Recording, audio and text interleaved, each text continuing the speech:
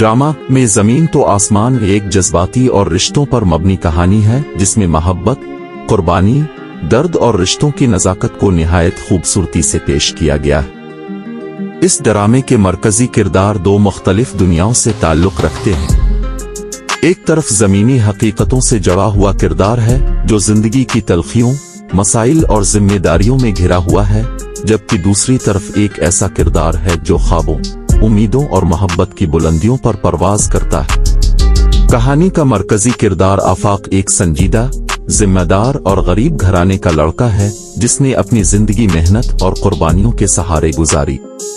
वो अपनी वालिदा और बहनों के लिए सहारा है। आफाक की दुनिया सख्तियों और मजबूरियों से भरी हुई है, लेकिन इसके दिल में खुलूस और मोहब्बत की कमी नहीं। इसकी शख्सियत ज़मीन की तरह मजबूत और हकीकत पसंद है। दूसरी जानिब अलीज़े एक खुशहाल घराने की बेटी है जिसकी जिंदगी आसाइशों और सहूलतों से भरी हुई है। वो आजाद ख्याल, ख्वाब देखने वाली और दिल से नर्म है।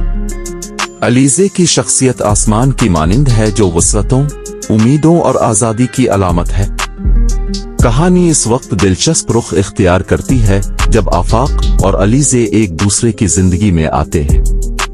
दोनों की दुनिया बिल्कुल मुख्तलिफ है, लेकिन मोहब्बत और एहसासात उनके बीच एक दिल बांध देते हैं। अलीज़े आफाक के इखलास और मजबूत किरदार से मुतासिर होती है, जबकि आफाक को अलीज़े की मासूमियत और खुलूस अपनी तरफ खींचता है।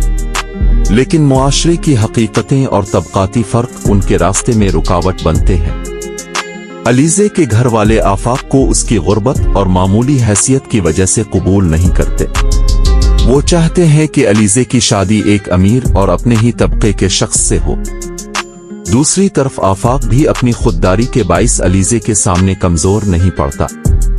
वो ये समझता है कि जमीन कभी आसमान तक नहीं पहुंच सकती। कहानी में कई मोड़ आते हैं।